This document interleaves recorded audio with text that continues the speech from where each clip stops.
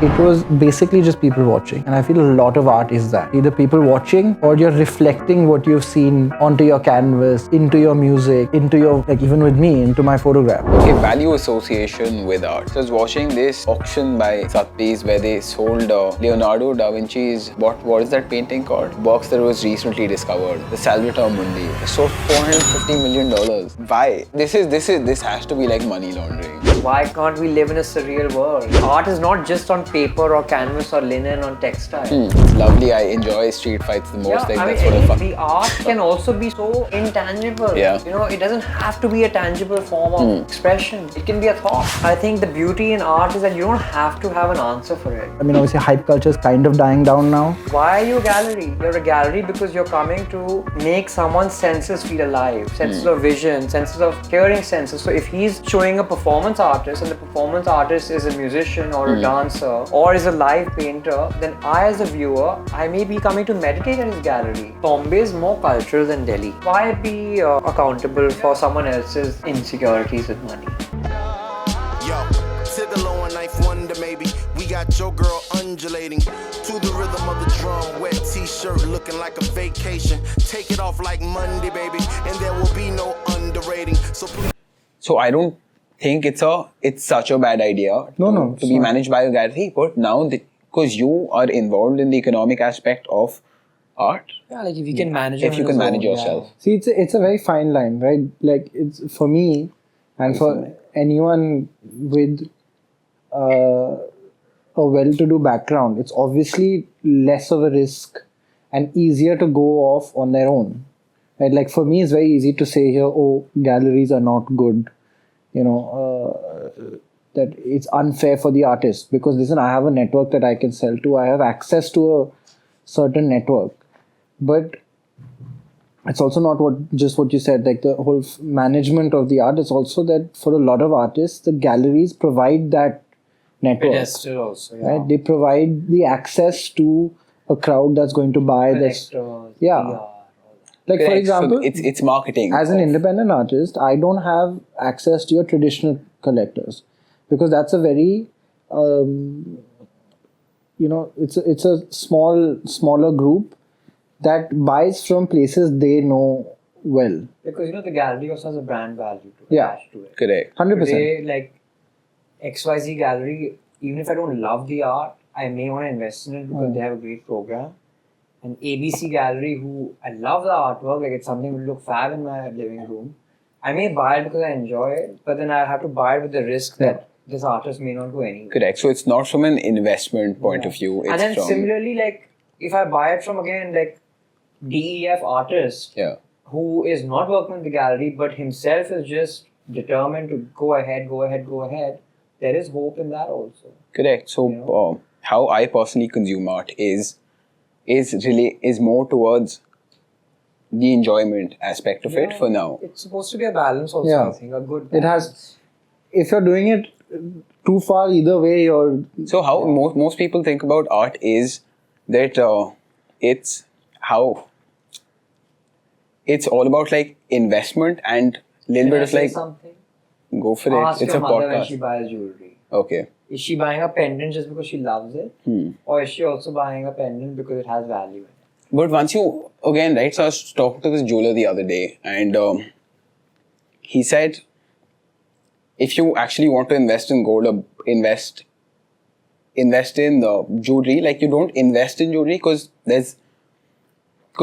it's taking away the value from it. Like it's taking away the value from gold. And if you actually want to invest in something, then like you actually buy like gold bricks. Yeah.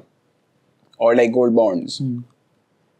Okay, going back, starting from like a little bit of introduction about the both of you. How have you, where did the art aspect in your life come from? And what are you currently doing about it? Started a gallery. I don't have an art background. My parents don't collect art. They have their collection, which they made over the years, but I don't really remember them going to auctions or really teaching me too much about art. But when I was younger, it started with holidays and started with going with these larger V&A and Tates and Mets, the larger tourist trap galleries and museums.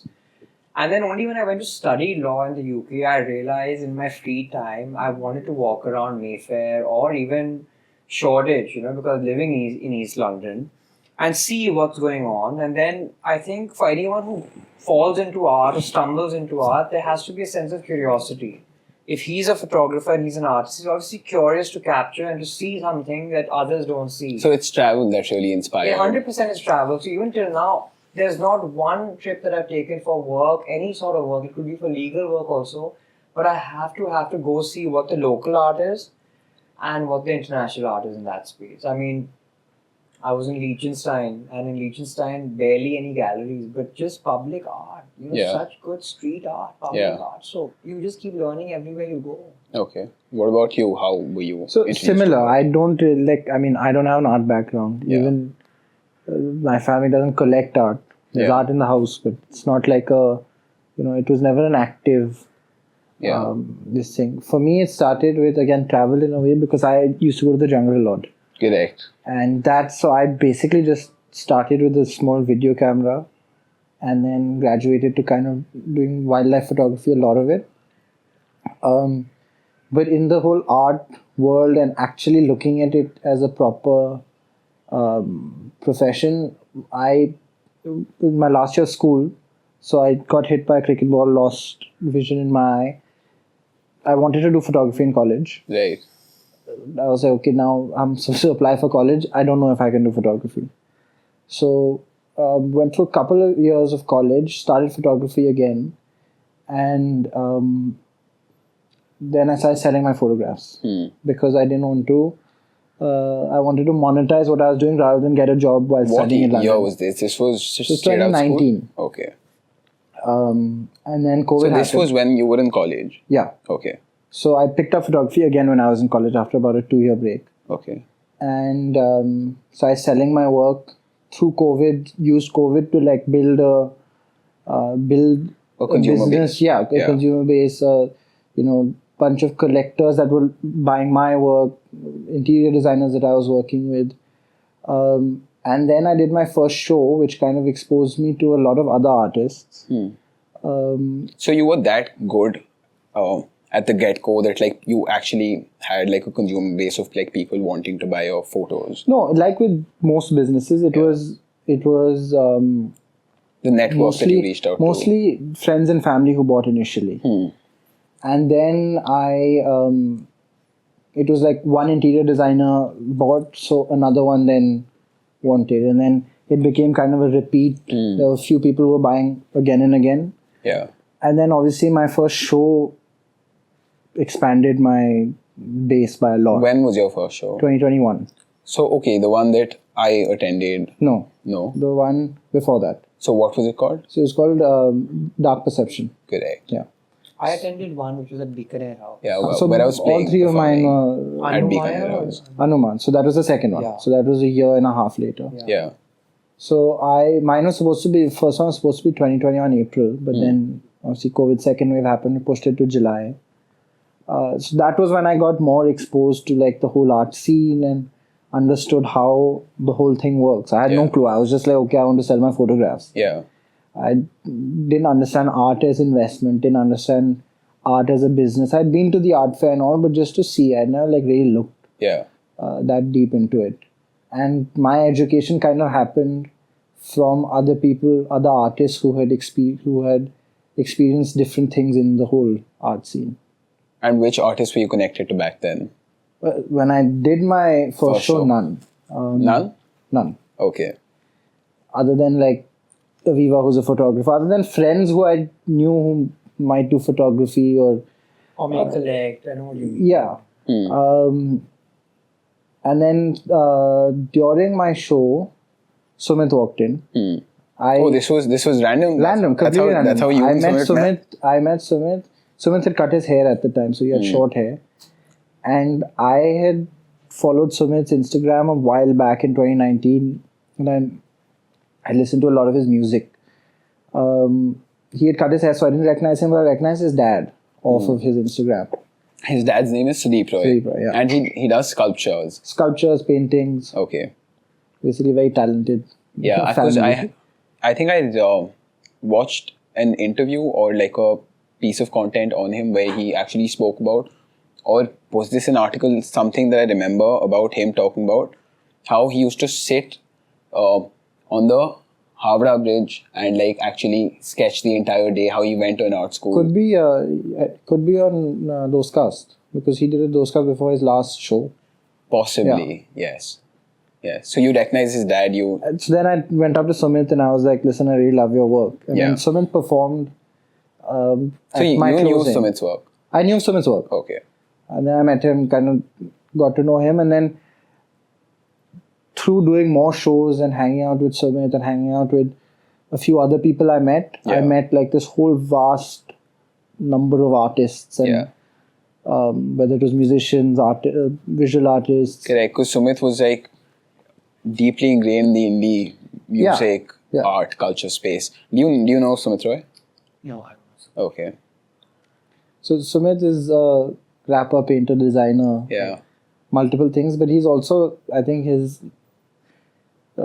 the thing he does best is he connects people. So the closest Arjun comes to the entire hyper contemporary music space, and like the indie space All is my me. friends joke that I don't have any sense of music, but that's okay. I kind of sense everything. Correct. It's not even about you having sense of music. It's just that like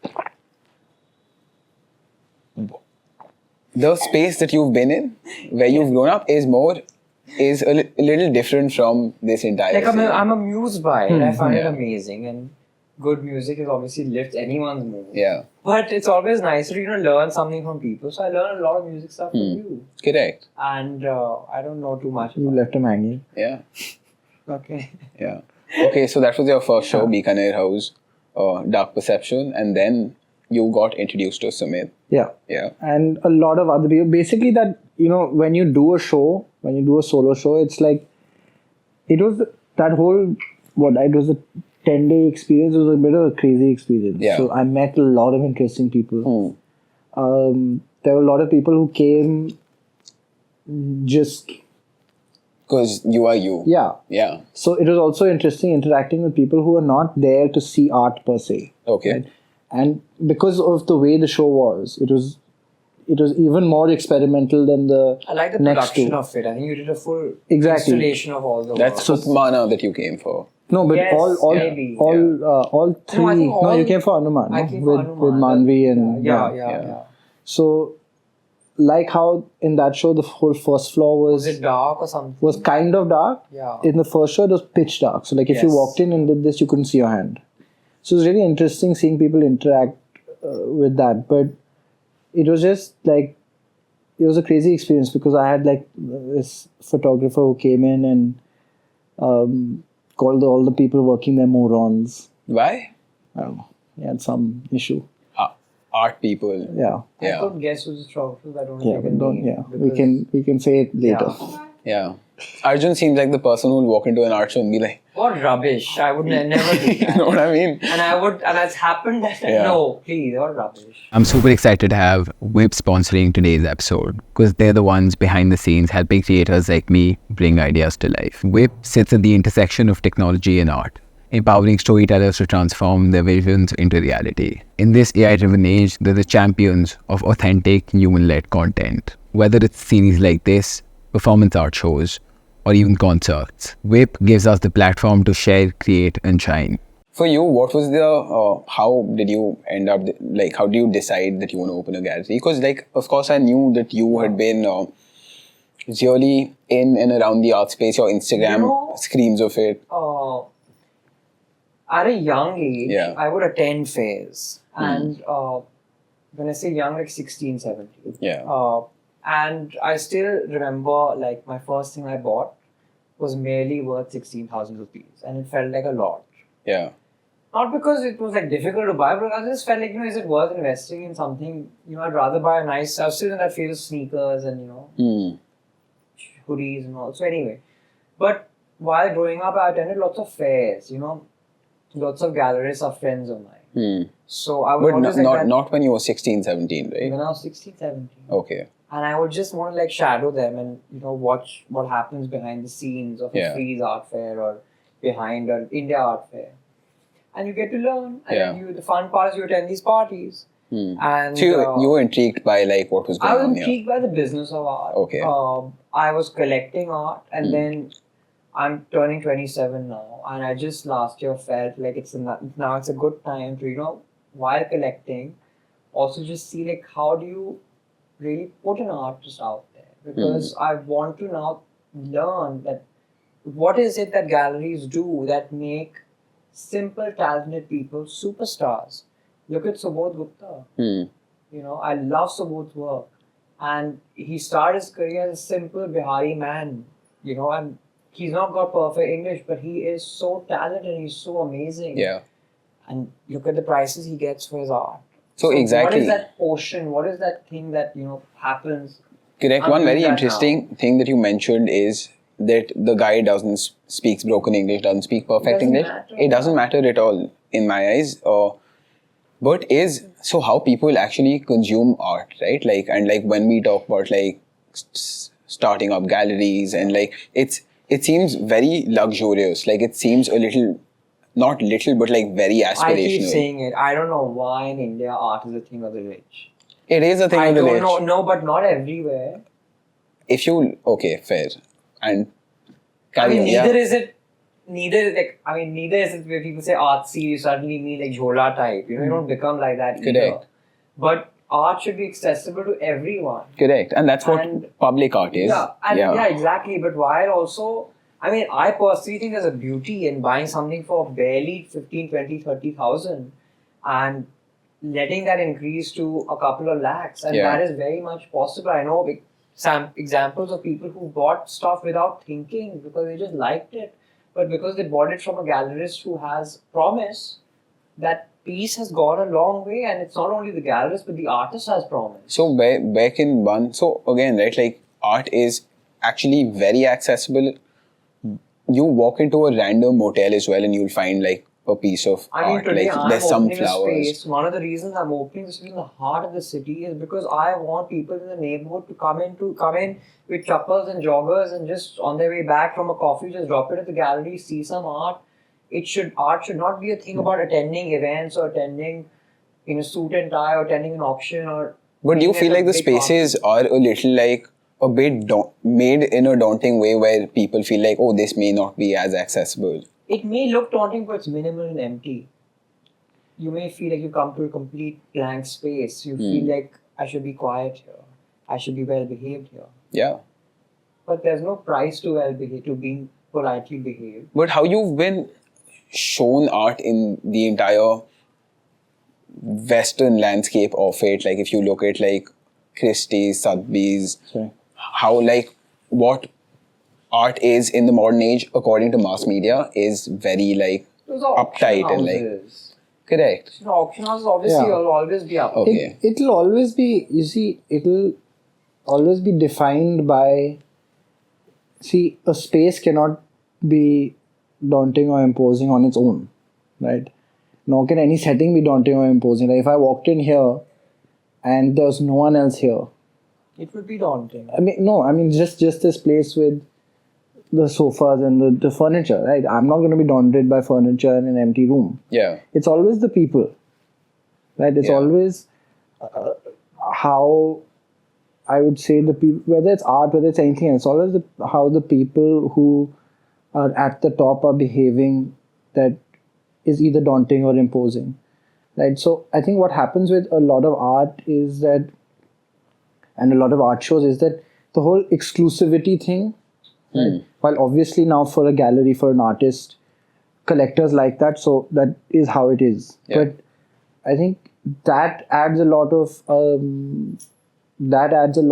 Inaccessibility. the intimidation Okay. into it, and also I think sometimes just the whole fine china feeling is a bit daunting to people. What feeling? The fine china feeling, the feeling that I have to, like what you were saying, I have to be quiet. Okay. There's a way to behave when you're at a gallery. Okay. And there isn't. You can tell, when you come to some of the stuff that we do, Yeah. right? It's like whatever you can do But what look you like. at, an Indian example is the KNMA. Correct. If you look abroad, Yeah. it's the Tate. The Tate has gone free. Yeah. So, the permanent collection at the Tate in London and all these exhibitions opening at the KNMA every couple of months are free to enter. Yeah. They want young kids to come in. I think so many times I've gone to the KNMA and I see groups of young students, which is very cool because I didn't do that when I was a student. Correct. So now I feel like with at least what Raihan has been doing, I feel like because he mixes the music aspect, and very like accessible music that like everybody listens to, aspect to his shows, people actually turn up like from all walks of life to like attend this show.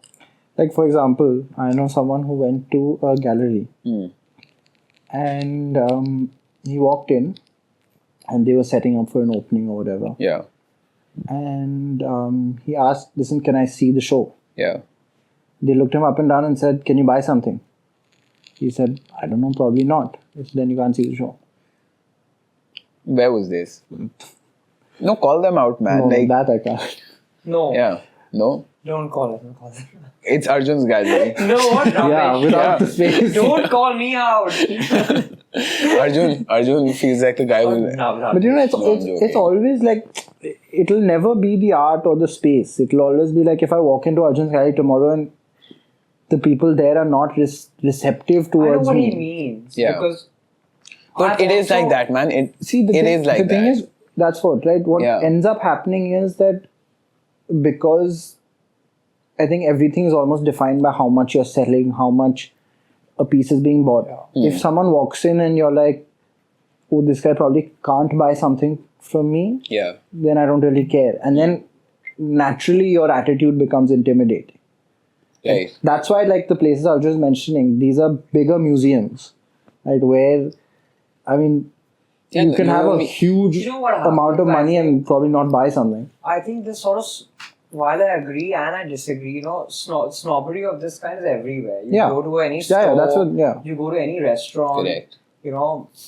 They want to be snobs, they can be. But then again, while I agree with him, he's right because, a gallery's point is not just to sell. Like, while Yeah. you should be successful commercially because you have rents and overheads and expenses. It's a business. Correct. It is a business, Yes. but the art is an expression, and if you are going to be this channel of expression to voice someone's expression, you need to also be creatively forward. Yeah. You can't just be a shop. Then you can Yeah. become a gift shop. No? If the concept is to sell, then you become a gift shop. Right. Why are you a gallery? You're a gallery because you're coming to make someone's senses feel alive, senses of vision, senses of hearing senses. So if he's showing a performance artist and the performance artist is a musician or a dancer or is a live painter, then I as a viewer, I may be coming to meditate in his gallery because that vision may be meditation for me. Correct. That noise may make me feel very good because I'm going to a gallery or to a museum, not to a shop. Yeah. So Got there's it. a fine line between a shop and a gallery, and it's sad when the galleries overstep and start behaving like shops. But it happens. Of course, it happens. In It any happens with any business. Yeah. Okay. So, the storytelling bit about art in general. So, what is the difference between the art that you showcase and the art that you showcase, like your gallery and your shows?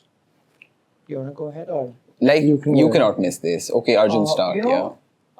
Like we discussed, contemporary Yeah. and South Asian. So the program of my gallery is to show South Asian artists and contemporary, but not hyper contemporary. Hyper contemporary is when you jump the line, which maybe So what is- Raihan will add on. What is contemporary? Contemporary is art that is of today, Hmm. even of yesterday, maybe even of day before yesterday, but not beyond a certain limit. So for me, contemporary art, say up to the 1990s, is all contemporary. It's today's people. It's maybe a generation before us, but they're painting what they've learned from their ancestors in some way. Yeah. I just visited the Ajanta Ellora caves and I'd never been before. And the reason I went is because I wanted to see what are all these frescoes about.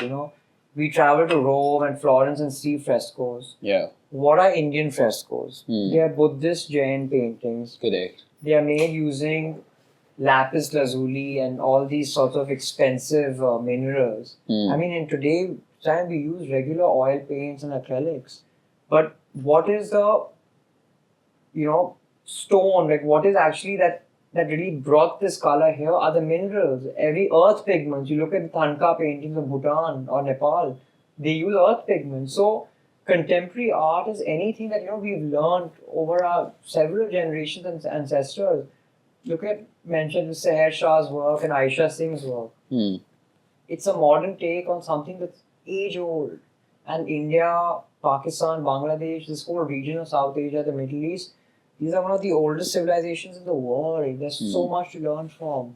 There's so many ways you can change something that's 1,000 years old and make it look like today's fresh, art. yeah. Or even like tomorrow's art, which he'll add on, I think. Yeah, so I think what we do is basically, I think our stuff is not really, defined by, it is hyper contemporary, obviously. Yeah. But I, again, I have not studied art enough to, I've just found out what contemporary was. Yeah. So and it's which always is fine. changing. Yeah, exactly. They change, Yeah. Exactly. Yeah, So it's a little too complicated, all of these things, all of these terms, because you can talk about like the hyper contemporary bit after this, but when I was researching a little about this episode, right, like I was trying to study the history of art, and like there's so many art movements that went on. It's too complex to actually pinpoint and understand it, what era of art this particular piece is But from. if you ask me 3 or 4 years ago, if it's important to know art history to open a gallery or to be an artist, I would have first said, of course, yes, it is. And I still say it is important to know art history. Yeah. It's not necessary to know it. Okay. It's not necessary at all, because it just depends on how you look at it. yeah, If you want to keep looking back and being inspired, Yeah. that's your vision.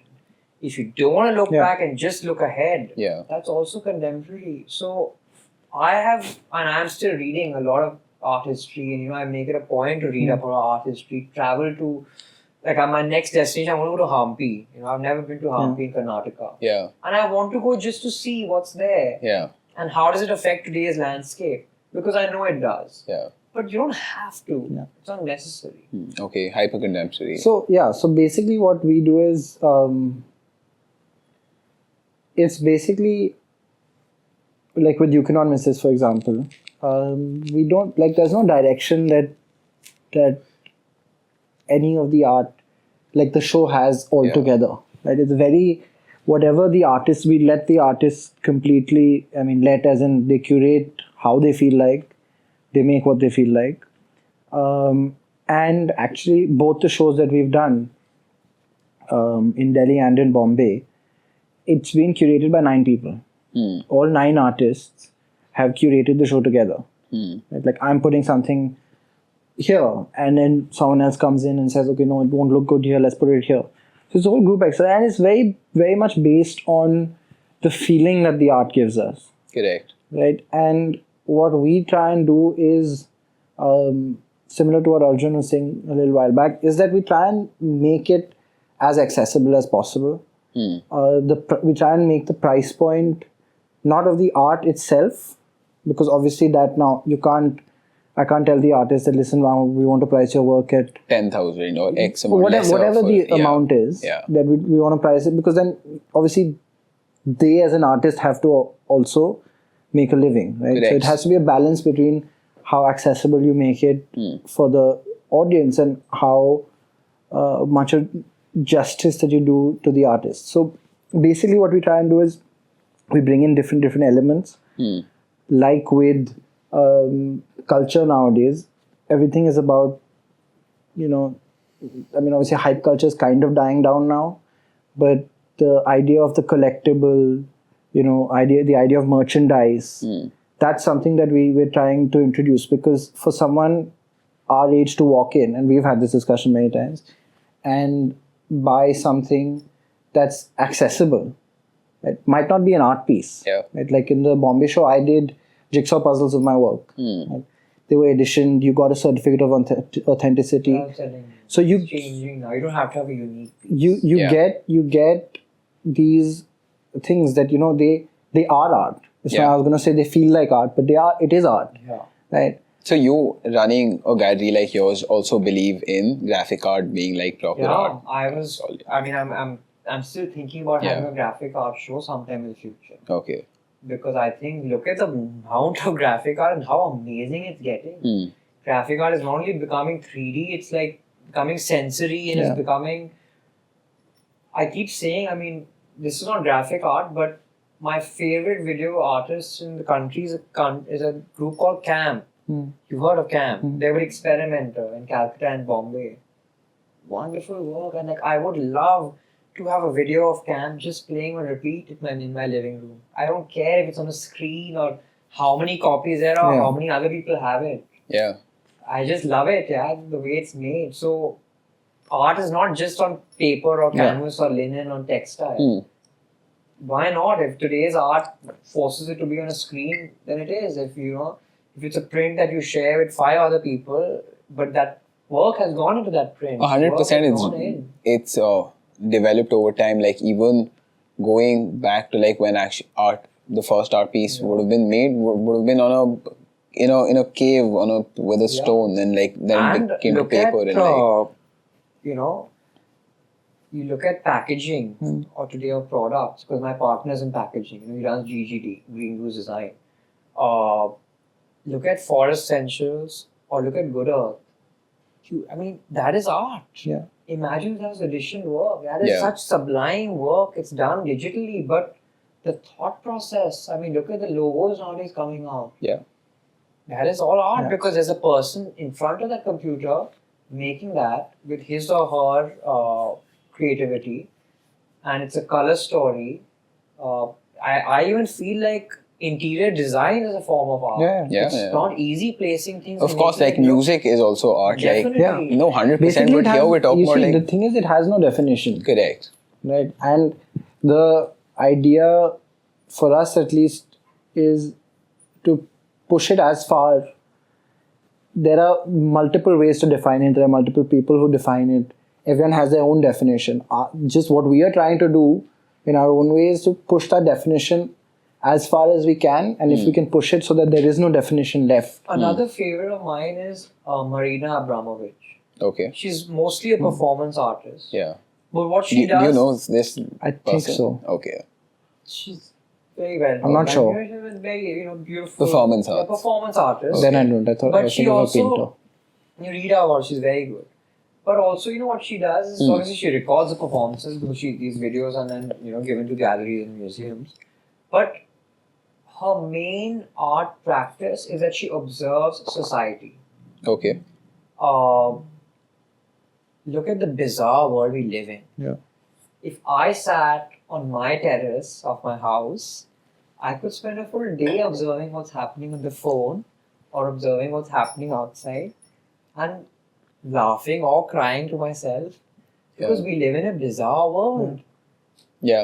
You open your phone and you see bizarre things. Yeah. So Yeah. imagine being a performance artist like Marina Abramović who just goes on with life observing society.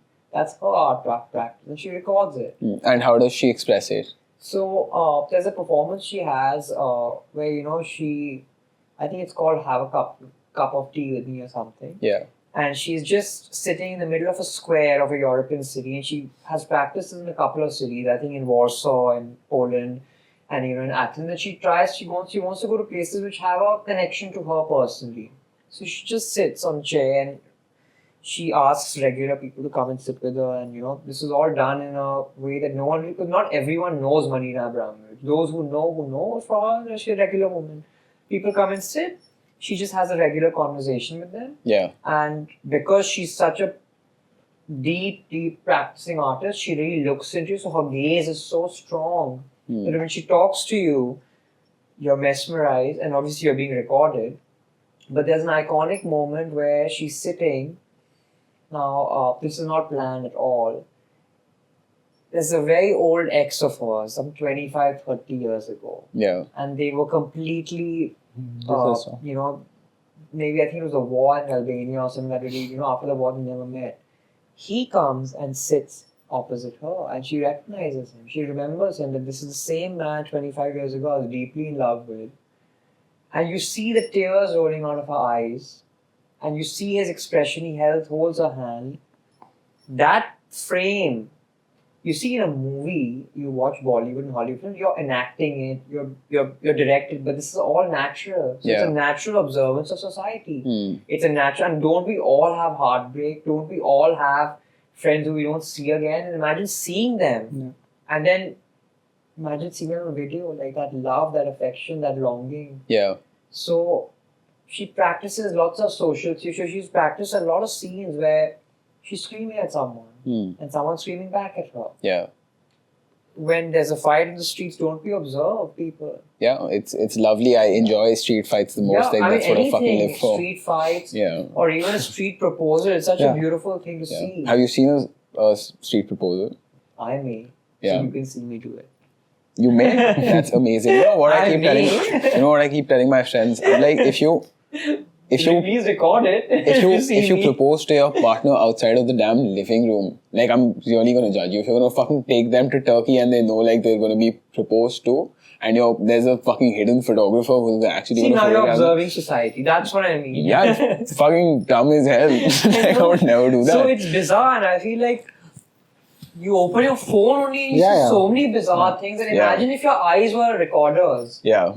You know, what funny things we see. And if my mind was a fucking journal, there'd be so Literally, much shit about people. So the art can also be so intangible. Yeah. You know, it doesn't have to be a tangible form of expression. It can be a thought. Correct. So exactly why how Raihan expresses his art, right? Like, he does experiential art. Yeah. So Look at Yoko Ono. I mean, she was with John Lennon.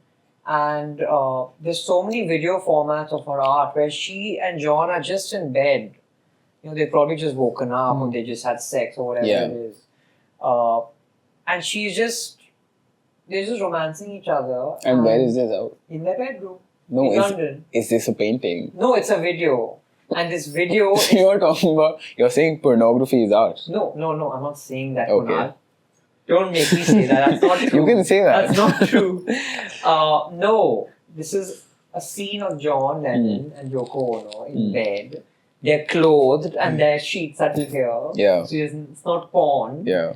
But they're just having a moment to each other where they're just talking about their affairs in life. Yeah. About what time John has an appointment, what time Yoko has this, that. But when you watch it, and you see two people deeply in love, you see two people talking about the most mundane things. It's meditative to watch it, you know. It's because it's so real. It's something that we all also do. I mean, you have a moment with a flame or a partner of yours. Imagine just having that on repeat or just watching it again. It makes you observe your own actions. I love how Arjun looks at the world, right? Because we're so corrupted by fucking watching reels the entire damn day, and like the way he consumes content. I love video art. art. I'm coming to love it more. Yeah. I'm coming to enjoy it more. No, that's fantastic. It's like an observance of society. Yeah.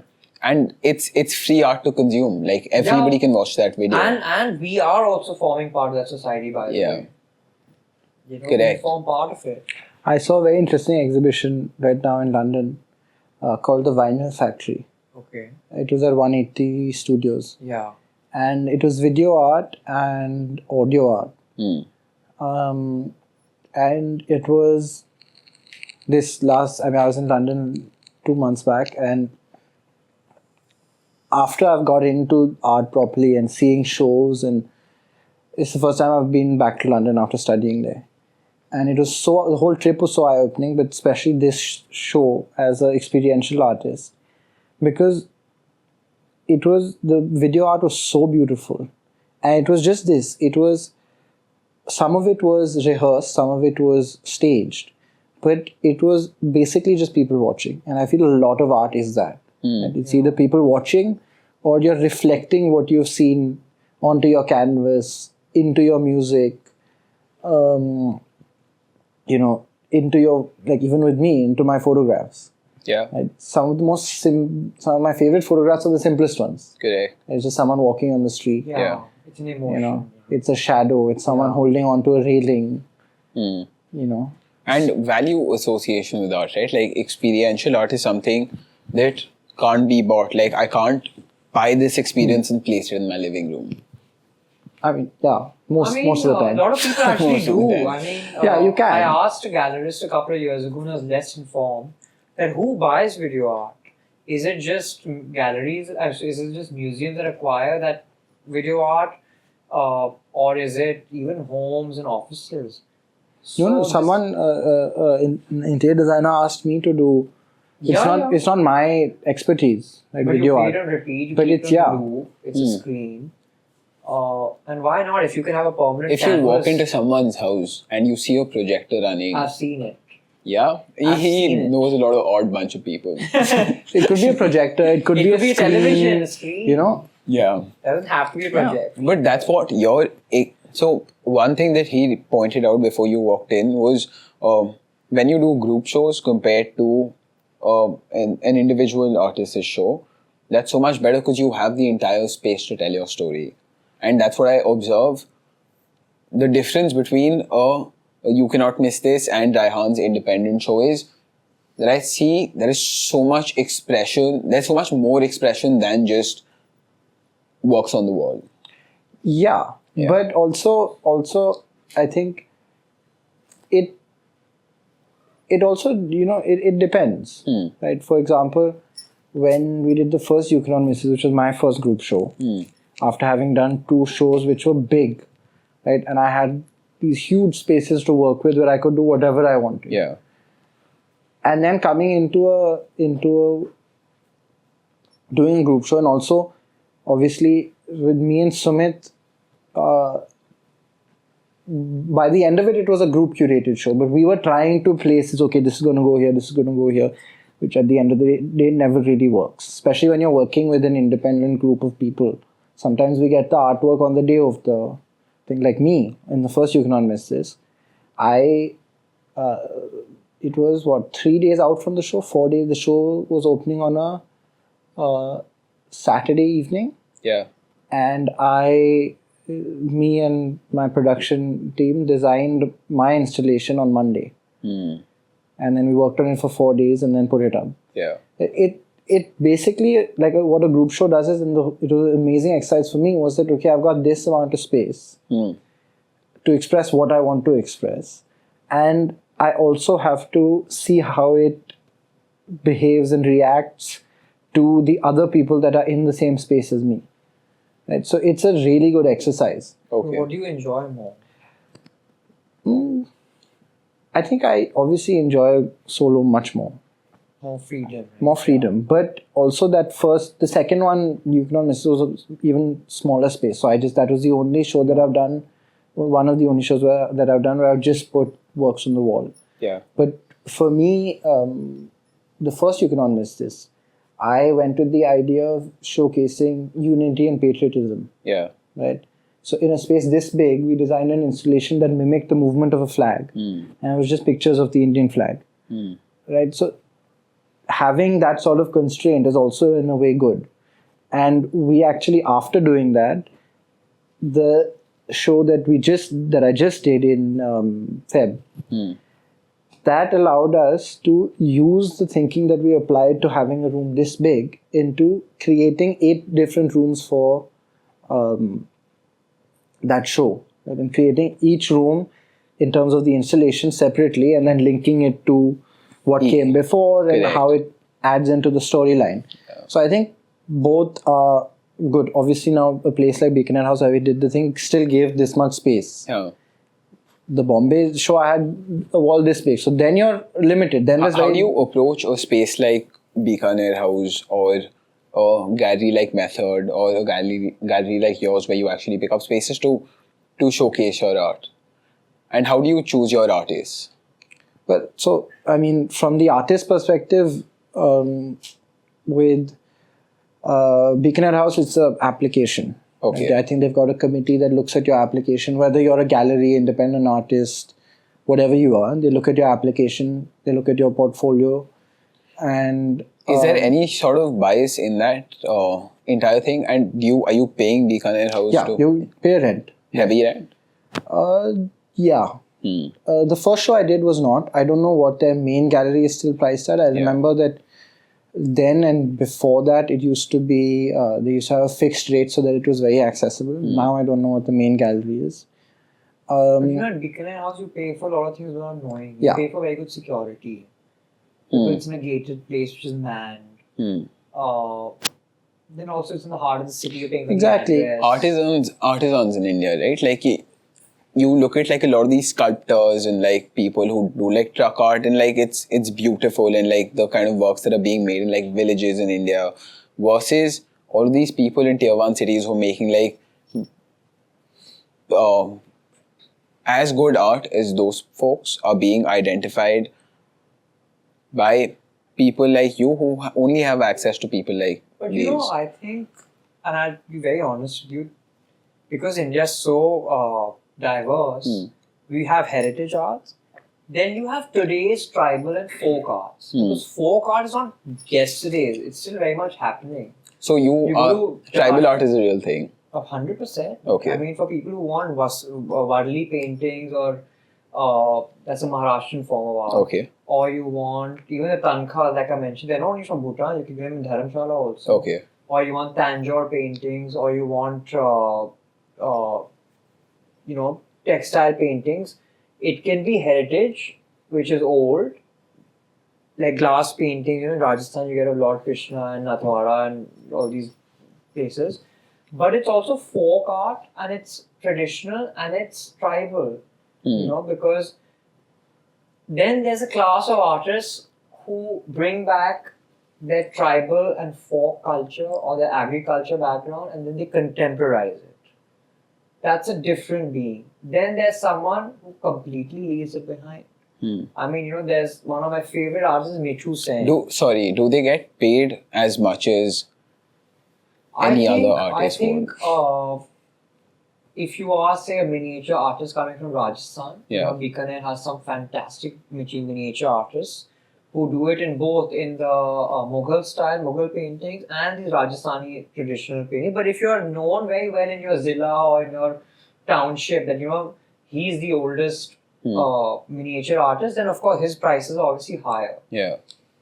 And then if he's introduced you to the big cities like Delhi, Bombay, obviously he needs to have a heavy partner who brings him in. Correct. You know, because to XYZ people, how do we know he's the oldest guy doing the most intricate work? We don't know that. So that's people like you that decide, right? And Oh, I mean, it'd also be scanned by an art historian or a curator. I mean, they know it all. They know how fine hands can be and how not fine hands. And do these folks know how to reach out to people like you? Which, you know, in a digital world, personally, so I run my galleries account also. Besides my marketing team running it, I also have the credentials to it.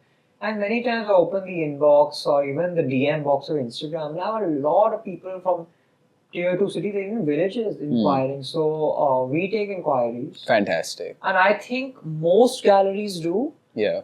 But then also there's a threshold to that. Like if I mail Harvard or Yale, I can't expect them to really reply. You know what I mean?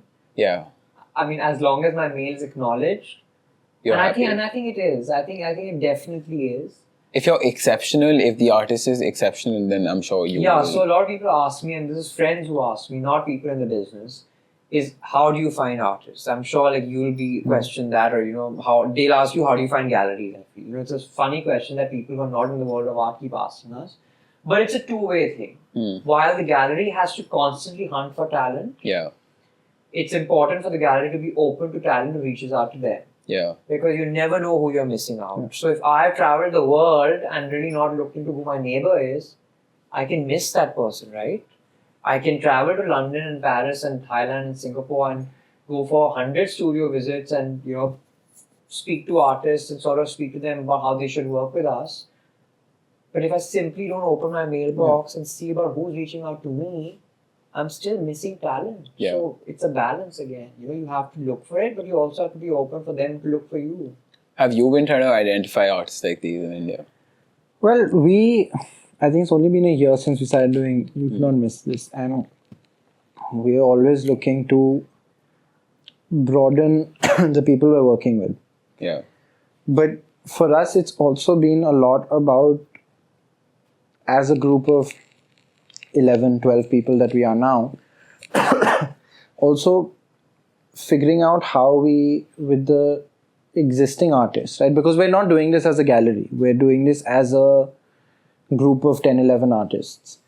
So that in itself is slightly difficult to establish yourself, because you are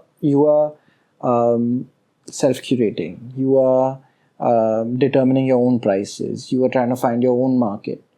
So I think for us, it's more difficult to like actively identify a larger group of artists, because how are we going to do justice to, say, another 10? Correct. First, you got to do justice to the first 10. Yeah. Right? So we are kind of still very early stages, especially because as an artist collective, kind of have to figure it out yourself rather than bringing more and more and more and more people. No, I agree with him. But actually, what Raihan is saying is something you should always keep in mind, because I'm keeping it in mind now. But even if you're a gallery that's 25 years old, if you can't manage 10, don't look at the 11. Exactly. You know, if you can't keep your 10 artists happy, why look at 11? And without taking names, galleries, I think, take on a lot. And they cannot do justice to a few artists. And obviously their reasonings are that, oh, you know, this person's not commercially viable nowadays, or so-and-so artist's era is now ending, so, you know, or our contract is ending, so we stop, you know, showing. But then, you know, that's also, you're wasting someone's time and you're wasting your own time.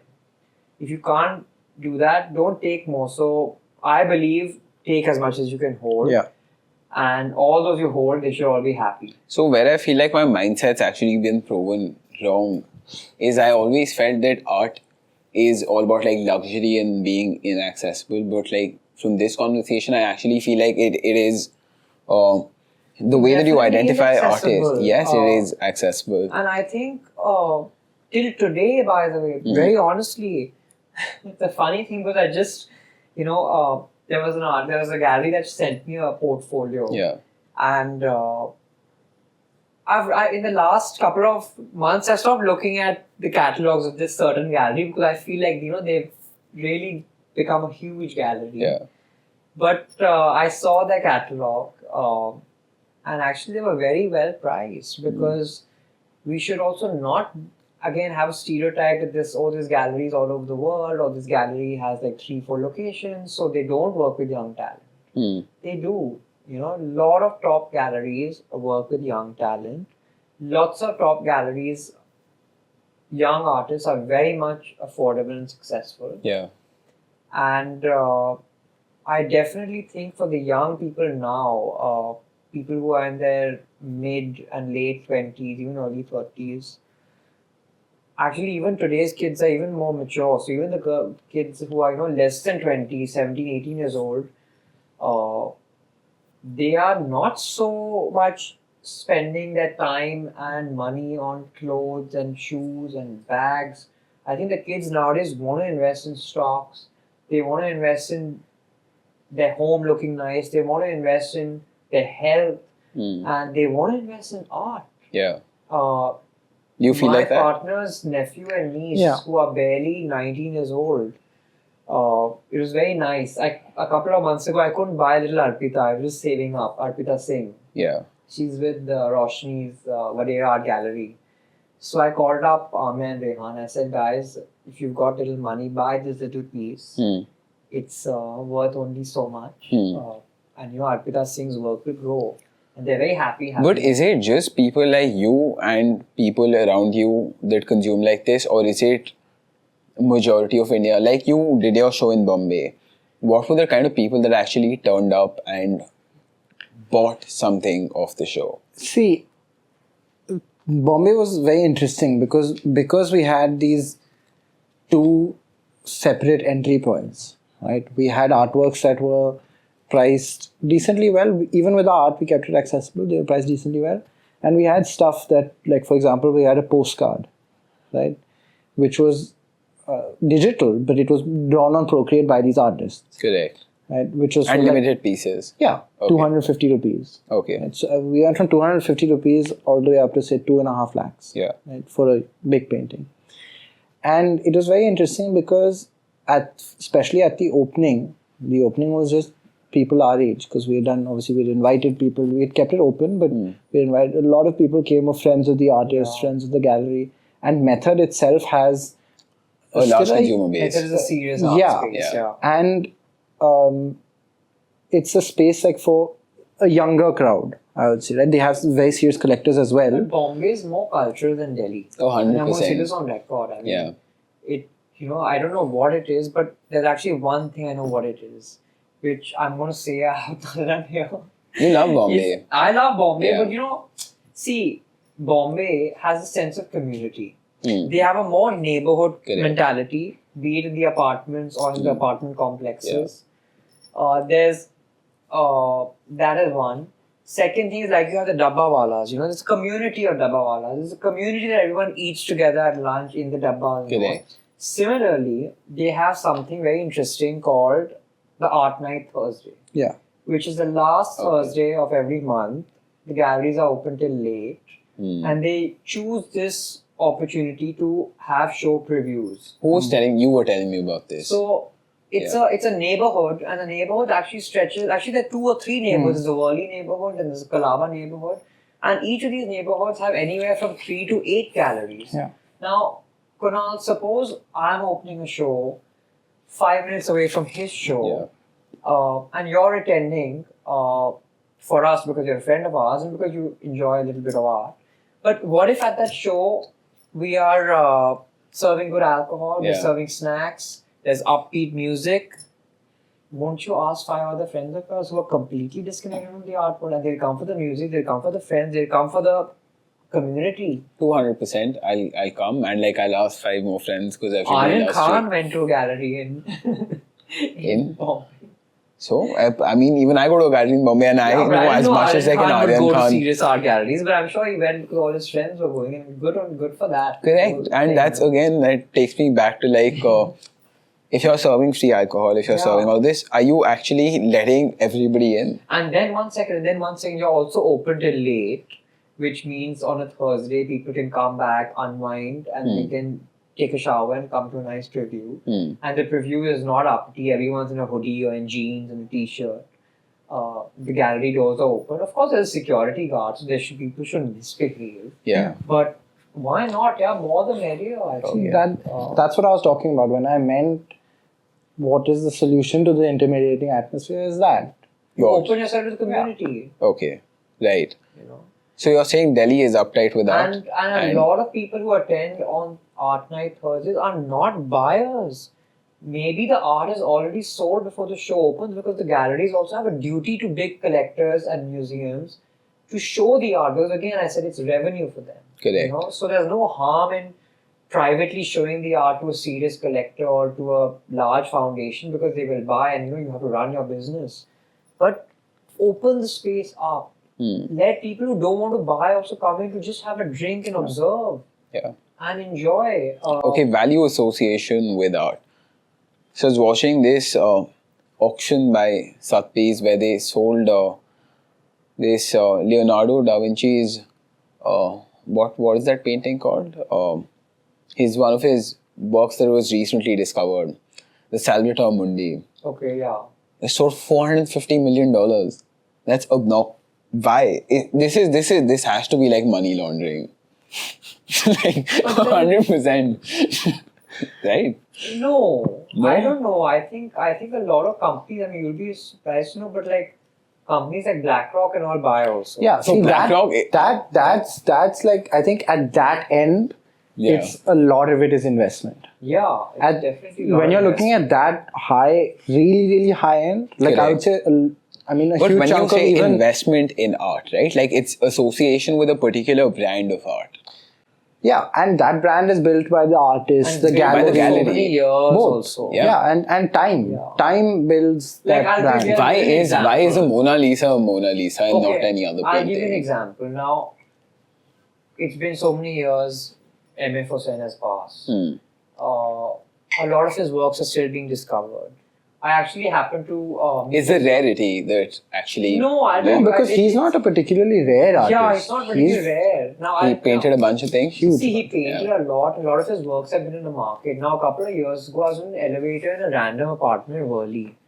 And my friend said hello to the gentleman. So I said, who was this? He's like, oh, that was MF Hussein's grandson. I said, wow, really? Yeah. I want to go and see. He said they don't allow a lot of people in their house because there's so many unseen Hussein works. And then, because they're worth so much, you want to get into this business. So like, oh, I'll buy it and I'll sell it further. And also, what I'm trying to say is that you are discovered over many, many years. Your value also comes over many years. I am working with an artist whose name is Varad Bang with Pristine. And he's based on Aurangabad. And my advice to him is just make. Make as much as you want. Make as little as you want. But don't put so much effort into every little thing you make, because even your sketch, which is done with a pencil or with a pen, may have a value 10, 15, 30, 40 years ahead. He's a young boy. He's just 23 years old. So MF Hussain went about his life making big oil paintings. Yeah. And he went about many, many days just sketching on pads and random and just flipping them away. But he never tore them and trashed them. Yeah. He obviously did that, yes, but a lot of his stuff is still sitting. Yeah. Okay, so value association, why is a piece like that priced at hundreds of millions? Because the market knows it and the consumers know Hussain for his horses. Doesn't know for his elephants, but that doesn't mean Hussain never made elephants. I'm not going to take a name, but there was someone's baby who had in the baby, like, what is that? Like a nursery Crib. at home and the baby is Crib. born? Like a crib, they had decorated a crib with a big Hussain elephant. Hussain has made a zoo scene. Yeah. And then the baby grew up. Yeah. And the baby now is not a baby. The baby is like a young adult now. Yeah. And that baby saying their parents that this is a very ugly painting. Now. Yeah, like I'm not understanding it. Like there's a giraffe, there's an elephant, there's a horse. Why are you seeing this Hussain? And this particular person, this couple who wants to do away with this painting, can you imagine her finding it hard to sell it? Yeah. Because it's a large format. But no one wants to buy a Hussain camel, giraffe, elephant. They all want a Hussain horse, yeah? Okay. So market also makes it like that. Yeah. Now, if But you're someone who's buying it purely for investment, buy it because it's an ugly painting. But Explain to me the money laundering aspect of art. You know? Arjun knows. That's why he started a damn gallery. what rubbish! Don't say all this. No. Not nonsense. No. But that is also the gallery takes on themselves. I mean, Yeah, that's always up to if someone that's up comes to to me any and says, I business. want to buy that photo, Yeah. but I want to pay you cash. Yeah. And I want to buy 6 that's on photos us to or whatever. accept that or not. My simple policy is Show your PAN card, show a GST or something. I need to invoice you, right? Otherwise, you say you want to buy 1,000 photographs, I will not sell you the 1,000 photographs Yeah. unless you let me There are invoice lots you. of galleries that have a no cash policy. Yeah. Like me, myself, I have a no cash policy. I also don't Why? encourage it at all. Okay. Fair. I don't, because why be accountable Yeah. for someone else's insecurities with money? Got it. Yeah. So, And you're a tax lawyer. yeah, exactly. My father's a tax lawyer, so that's what he keeps telling me every morning. My week starts with that. Yeah. That So I the have gallery is a taxes family paid. business, and all the money is being routed through this gallery. No, there's no money being routed through anywhere. And I'm so lucky in a way that my father's a tax lawyer because सारा पैसा घूम सकता है. every week I'm fighting with my auditors and my CAs. Yeah. Okay, we don't have to be that religious about it. He's like, no, we have to be that religious about Yeah. it. And every week, but it's a blessing in disguise. Again, there's some weeks that are frustrating, but we have to respect the laws of the country. It is what it is. And I guess it's not just us, it's anywhere in the world you go. There's a liability to all this. Fair. Liability, call it a duty, but it is something, And again, as a selling point of art, You know, one thing I learned recently, you actually can't buy an air ticket black. I didn't know that. Of course you can. You No, reach out to a can't. travel agent and you can buy it. But the travel agent has to pay that format in some way, no? Correct. But you, I don't. Money I can don't be think routed. many travel agents will accept cash in today's day. I pay my travel agent in cash all the I time. book all my tickets myself. Online, by card. Yeah. Yeah, you can't buy black. Well, what do you feel? What do you feel about like religion and art? Because a lot of art that Well, was made both, previously. Actually, I've just read the Satanic Verses. Yeah. It was part of my book club. And Do you know the Satanic Verses? Salman Rushdie wrote this book that is illegal in it's illegal to be sold in India. and a lot of other countries. Yeah. It was, deemed to be blasphemous. He's an atheist. Well, anyway, I mean, And he was alive till like very recently, till he's the time. alive. He's alive. Oh, he's Yeah, alive. and- Wasn't he shot down recently? No, he was. No, he there was an attacked. attempted assassination. Yeah. He survived the knife attack. No, and then which was the artist that went into one of these embassies and one of the that was a journalists? journalist. That was Khashoggi. Khashoggi, yeah. Khashoggi. Yeah, that was someone else. Okay, sorry. No, but so we read. They're gonna pick you up, dude. we read the Satanic Verses because I just wanted to see what people in that book club, like what their point of view on Arjun religion is as South Delhi as it gets. He has a fucking book club. No, I am from South Delhi. I'm not from London. Yeah. So it was very interesting, lots of points of views on like religion and all. I consider myself also like slightly religious, not too much. But one person said something that actually shocked me. I can't name this person because this person is a very good friend of mine. Yeah. I didn't expect this person to be that hell-bent on What is religion. Satanic Verses all about? Satanic Verses, it became famous because it is borderline blasphemous. Okay.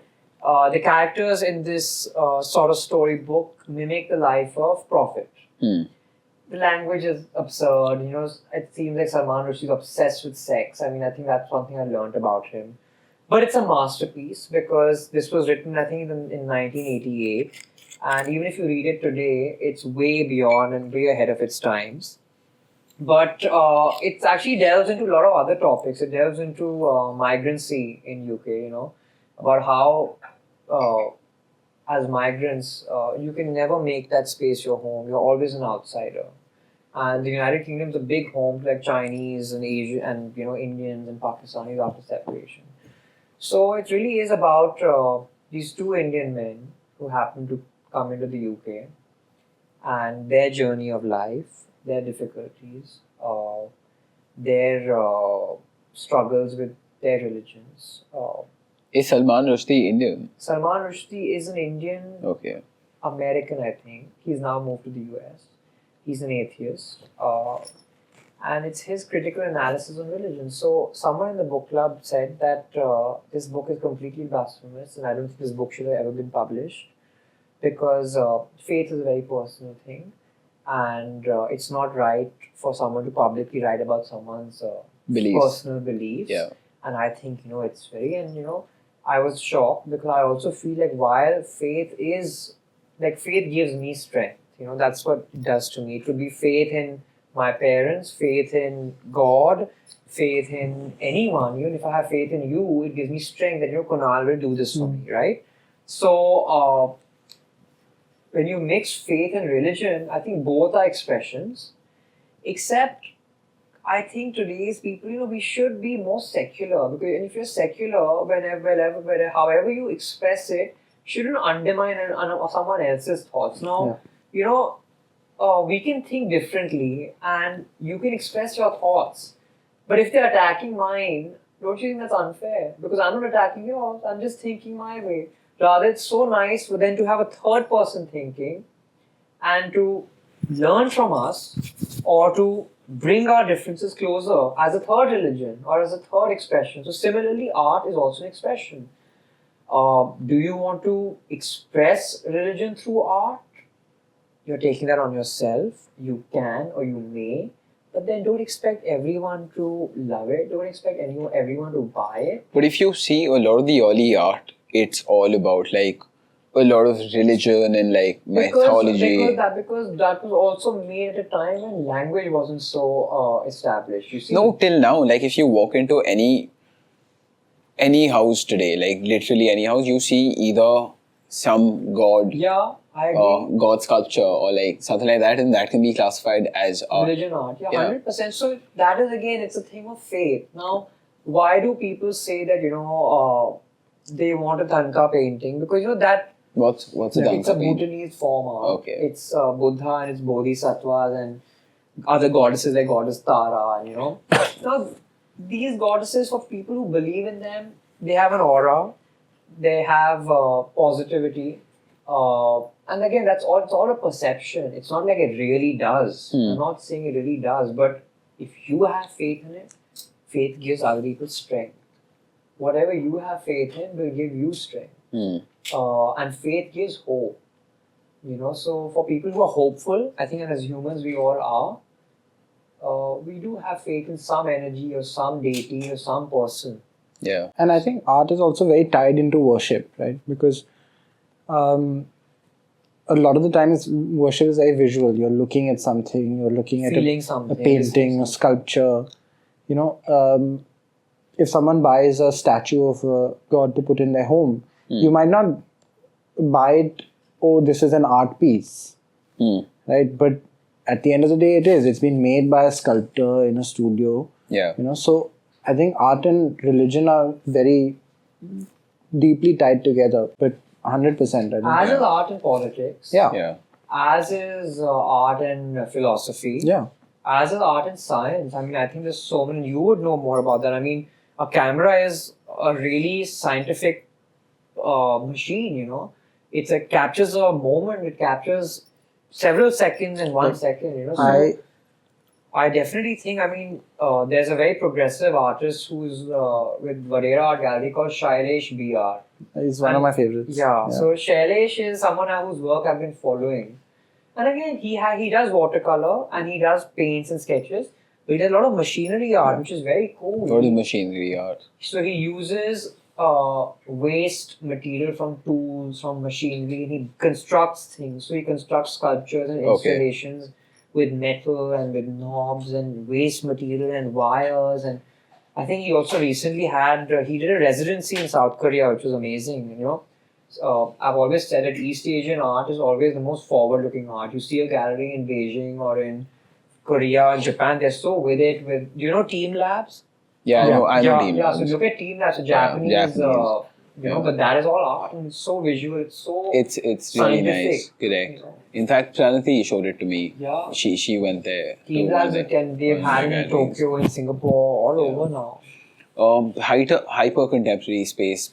What's going on? New artists, graphic art. It's, I think, very, very diverse. Right? It's all like we've discussed video art. It's from video art to installations, photography. It's very diverse. And I think I did a show in Dubai a couple of months back. And a lot of that was, you could say, hyper contemporary. Right? And that was very eye-opening because I just saw. So it's Team Labs, right? Yeah, Team Labs. So I saw there were like hundreds of artists from like all over. There was a Japanese section, there was India, there was Russia, there was China, there was England, and there was UAE, it was in Dubai. So it was very eye-opening to see the amount of mediums that people are, using and the way they're getting their expressions across. So it's so diverse.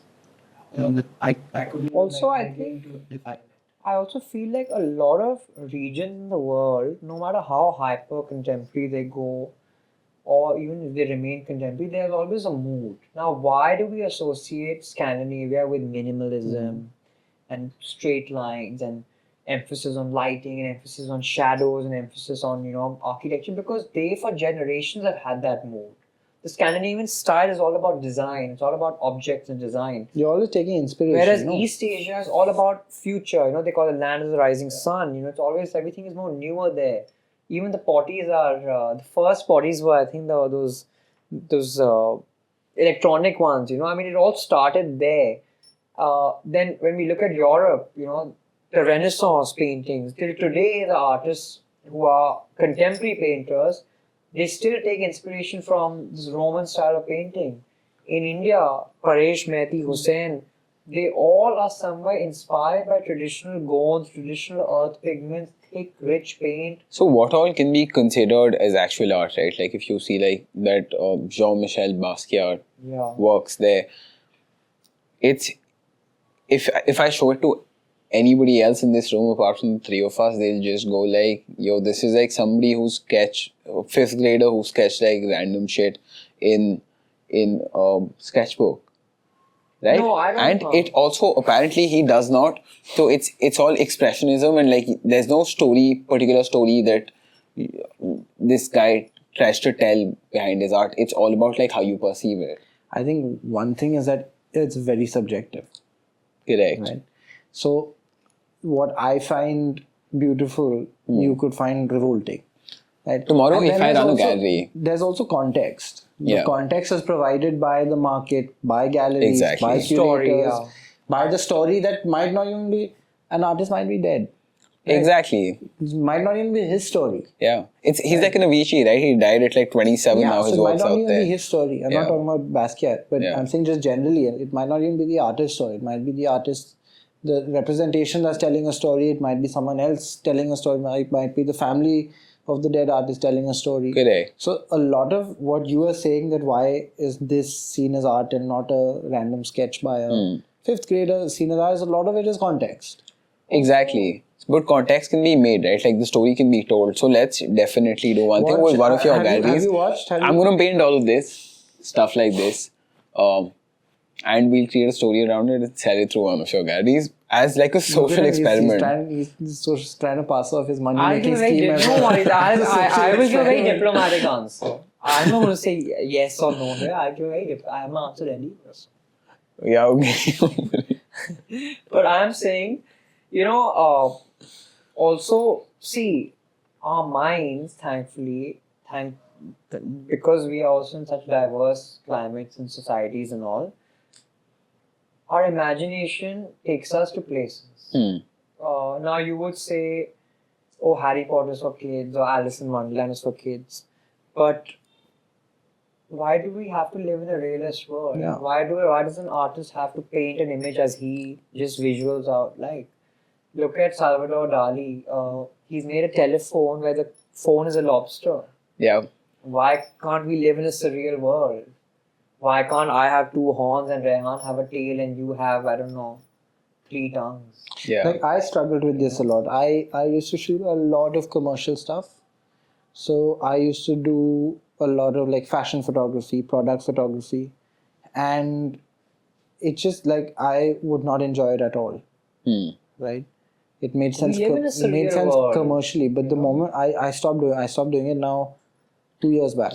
Yeah. Right? I do one-off, like I do for friends. Like I did genre stuff for you. I did a few other shoots, but I do it just for friends, and whenever I can do stuff that I feel like, Correct. But You don't do much commercial work. yeah, Yeah. and I found that switching to abstract and being able to not there's a joy in like what we discussed in seeing the world as it is and observing it, and then there's also the joy in finding the minute parts of it that can, like, I can take a picture of just your hand and then let the viewer's imagination do the rest. Yeah. Right? That's kind of what I really fell in love with. I mean, there's But do you like to tell a story? So I never tell us. I you never. don't tell a so story. If people come to my shows, I always ask them to go through it because my shows are very, it's a lot of storytelling with the experience and how Correct. the work ties in. But I always let the viewer go in themselves first, and then I'll walk them through. If someone's stubborn that I want you to walk me through, then I'll do it. But I always encourage the viewer to go in first on their own, kind of have their own perspective. Because I like, even if it's a photo of a tiger or a leopard, which can seem very literal, right? I want them to determine the meaning of the piece in the context that surrounds it, which is the installation. But you've titled your. I never most of title my your- works. You don't title your works. you don't Okay. You know what I'm trying to say is That's two reasons. Sorry, that's A, because of what I said. B, because I'm very horrible at titling works, like awful. Yeah. You can call me next time. I can maybe Arjun or I can help you out. Okay. Yes. you know what I was saying was look at Lucian Freud, he's realist artist, paints images, people. So there are lots of works of his which entail a couple lying in bed, or entails a man and a woman looking out of the window.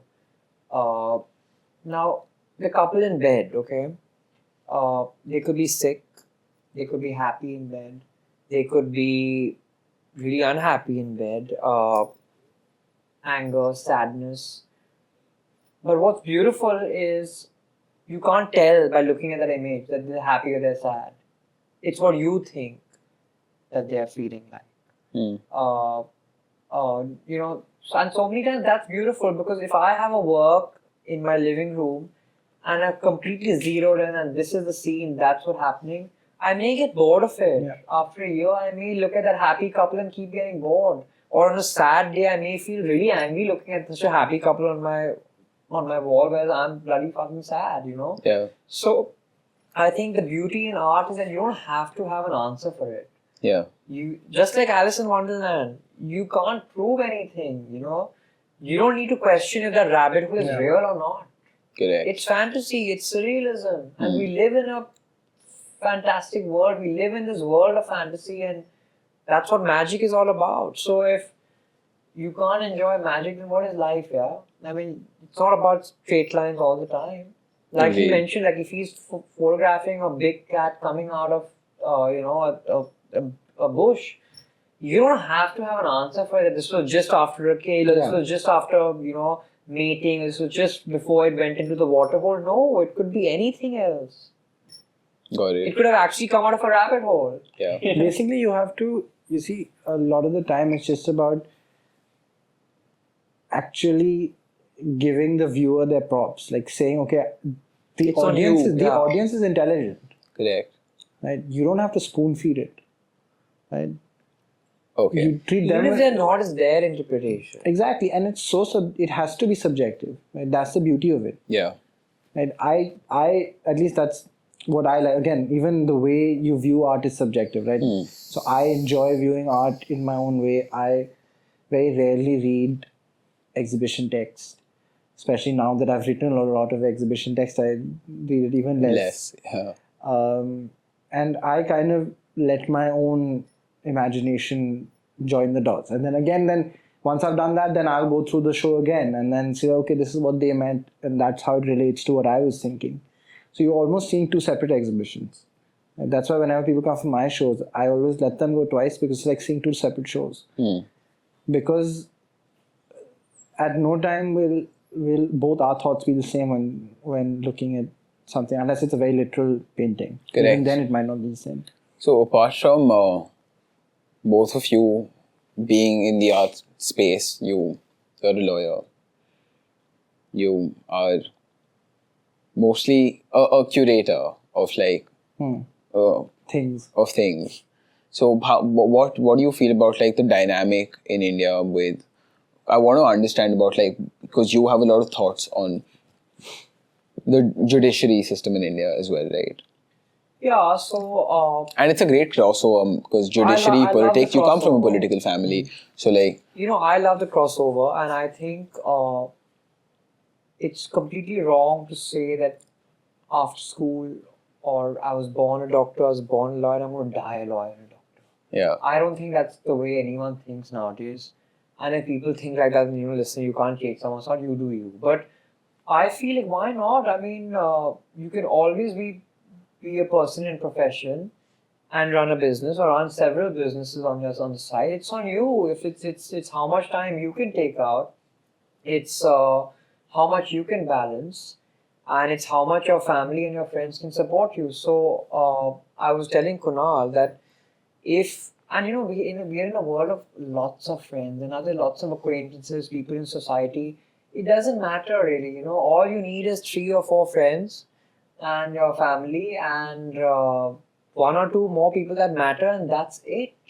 So as long as they support your dream, there's nothing that can stop you. So I go into the legal office 3 or 4 times a week. And I go into the gallery when I have appointments or when it's very important for me to be there. As do I do with my clients in the law firm, you know. Yeah. I have a duty to my clients, but I have a duty to my clients in both areas of my life. So it just depends, you know. And again, logistically, you plan, right? You plan to work in an office that's close to your other office space. You plan to live in a space that, you know, works out. You plan your week like that. And I think today's kids and you know, young adults or even people in their 20s and 30s, we've got that sense of planning, right? Correct. And if you don't have that sense of planning, then it's okay that, you know, you're just subjected to one What have you been consuming these days with say, not art, because like now I understand the kind of art that you've been consuming, but in terms of music, are you a big music consumer? I am, but I think I'm more commercial than the kind of music you listen to, Kunal. Okay. And I'm okay with that. Yeah. But I think again, like, This is usually our opening question we ask, and like the conversation just flowed, so I did not. no, I'm more commercial. yeah. So I'm happy with that only. And what have you been watching these days? You know, my friends joke about this, but it's the truth. I don't watch television. At all? You're sitting in your room and you're looking at your painting I and swear, drawing out no. meaning. I come back, I'll tell you, I come back from work and either, and I have to confess, I go out like 6 times a week. I really like going out, like, and seeing my friends and attending events and all. I really enjoy that because it's a great way of, you know, unwinding. I have breakfast with my parents every morning, so that's my time with them. I wake up very early. But really, by the time I hit the bed, I have a couple of messages to respond to and I'm happy sleeping off. So no, I don't watch anything. Fair. It's bizarre. You? Watching. I just finished The Bear. Alien to me. Yeah. And Jeremy Allen White. yeah. Yeah. And I just watched Panchayat, which is good fun. Yeah? Yeah, on Prime Video. Huh. And House of the Dragon. I just So I know a lot of your shows are inspired by you are inspired by music as a person in general. Yes. You like a lot of UK rap and drill. We share a lot of like similar music taste. Does it influence the kind of shows that you do as well? Yeah, because I think to my own shows and the shows we do with You Cannot Miss This and the shows that I work on, even for friends, I think music is we make music such a central Aspect of it. Yeah. Right? Like, I don't think I've done a show where there hasn't been a performance. And it's always, because for us, again, going back to the fact that as independent artists, you're trying to crosswire as much of an audience as you can. Right? So if I can bring someone who's coming to listen to the music, but then goes in and sees the show, and really enjoys the art, and then comes next time just to see the art, right? It's a great help, right? So, and just like our extended circle, as in the 10-11 artists with You Cannot Miss This, the extended circle is so many musicians, so many fashion designers, that we try and crosswire this audience as much as we can. So it becomes very central to any show that we're planning. It's one of the first things that we think about. Is, okay, when is the opening, when is the closing, who are we going to have for the opening, who are we going to have for the closing. Because it draws a consumer base, exactly, right? Yeah. And with You Cannot Miss This, what we're trying to do is not just have it as a platform for art. Visual art.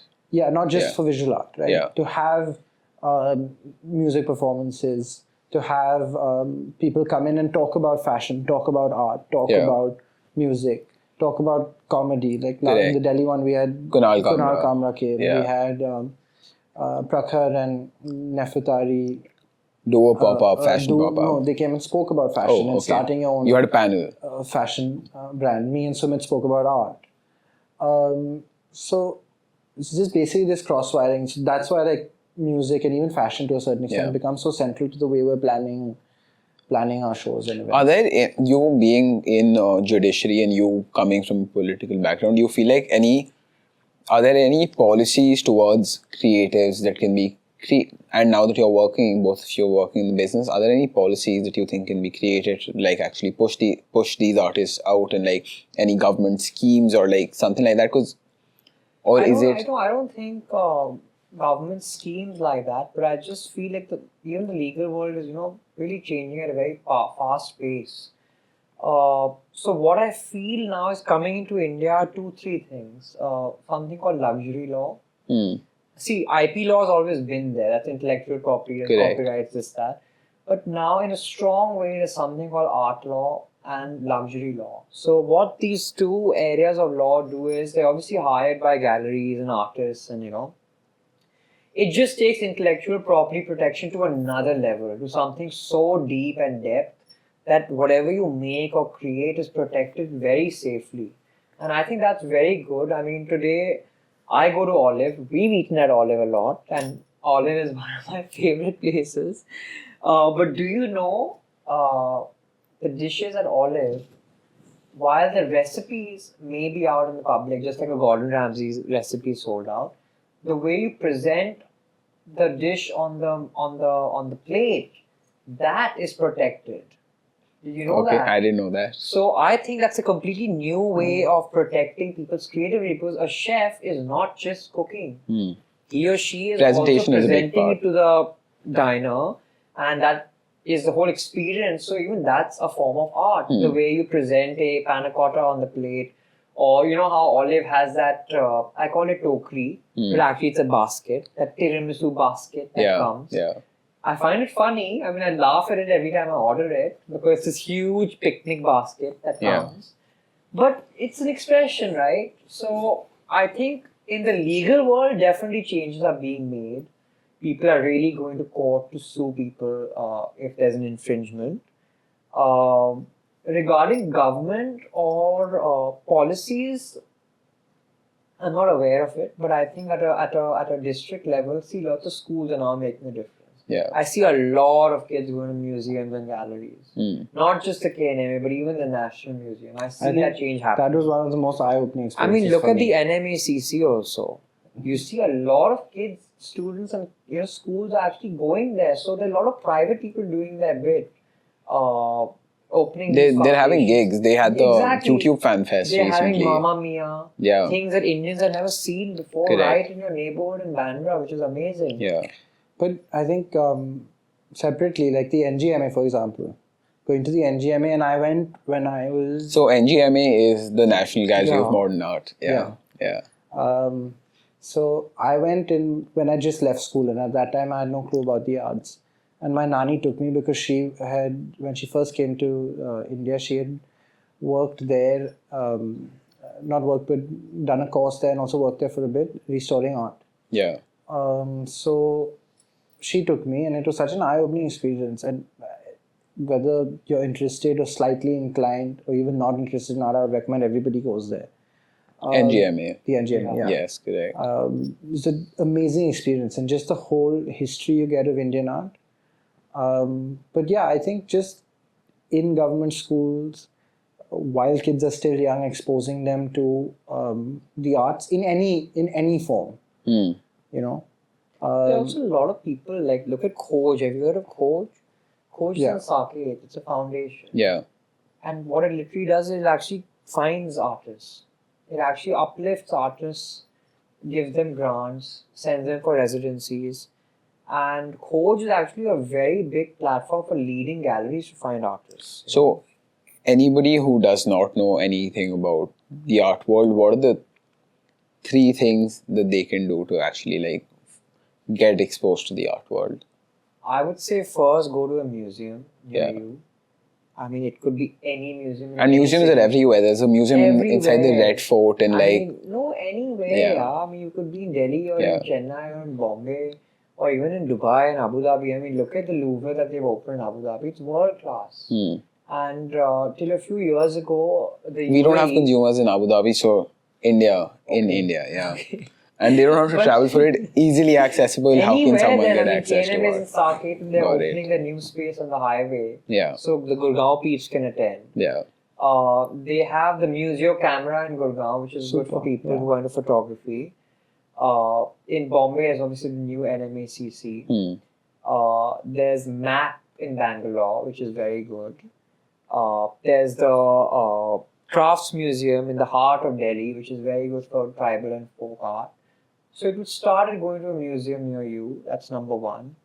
Number two, it would be to read, and it could be reading a book. It could be reading an article on on your tablet or your laptop.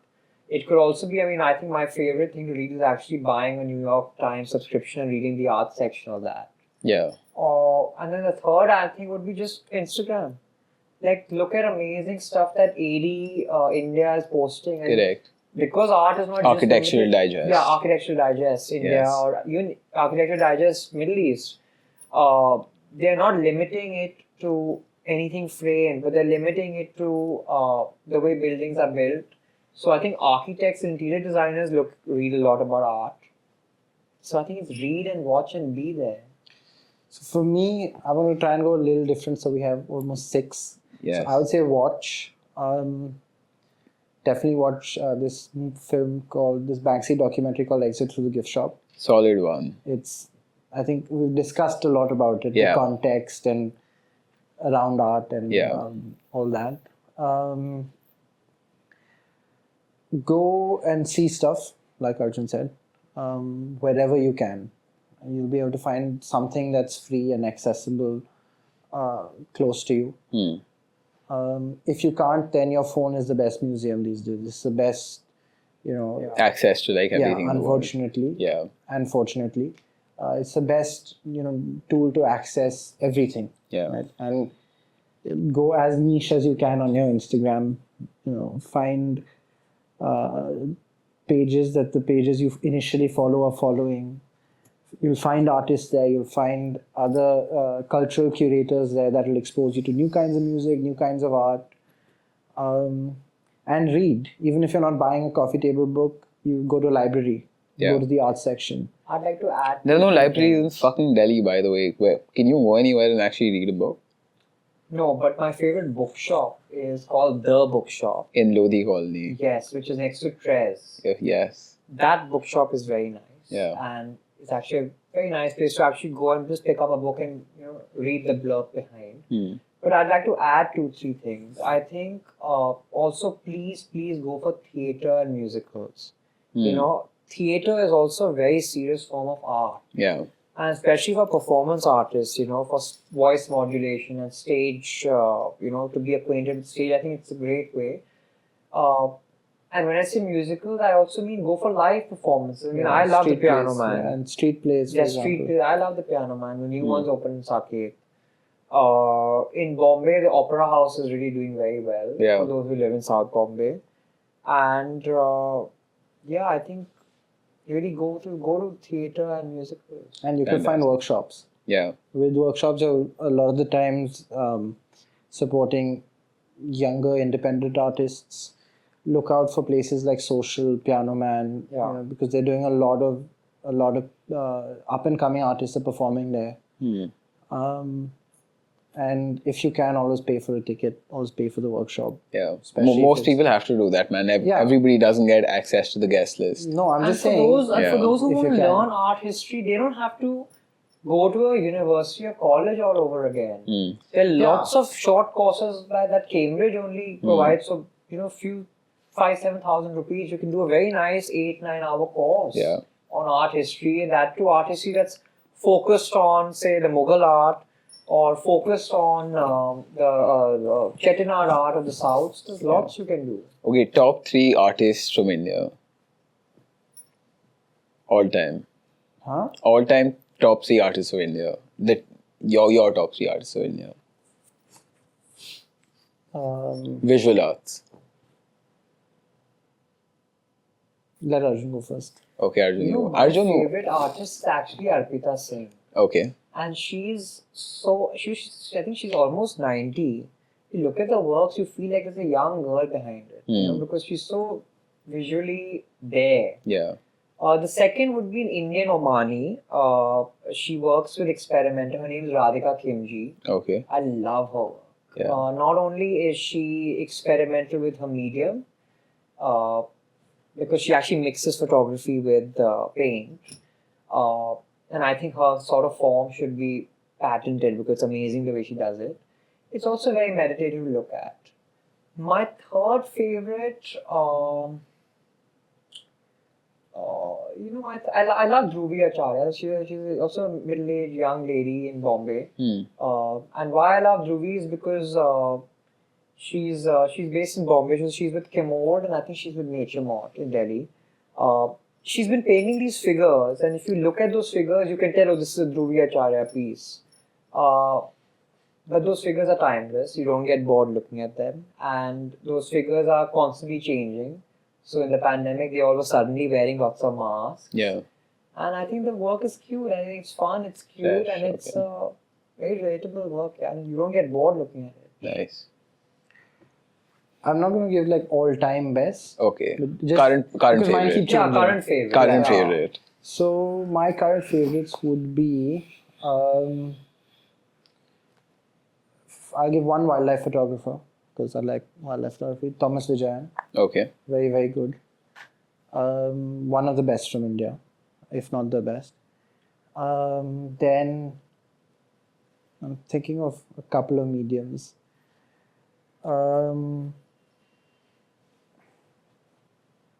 I really like Shailesh BR's work. Yeah. And there's one, I remember his work, but I'm forgetting his name. Something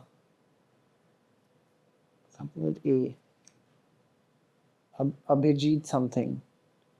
We'll find him. Yeah, I've not forgotten his name. And that brings us to the end of the podcast. We've actually spoken for over an hour and 50 minutes. I think we all can talk. Yeah, we can really talk. And boom, say bye to the camera. And say like, share, subscribe. Share, subscribe. Like, share, You subscribe, have to press say the it in bell this- It's his icon. first podcast, so Arjun has to say it. Arjun, you have to say it. Like, share, and subscribe. Why? Because it's Kunal, that's Hey, why. that's right. And now it's us, that's And press the bell icon. the bell icon. Yeah, which is on the top right or top left? I have no idea. Wherever it is. Vinamra and Anj started making me say this, but Okay. boom. guys and all. ਜੱਟ ਬੰਨ ਬੰਨ ਆਉਣ ਟੋਲੀਆਂ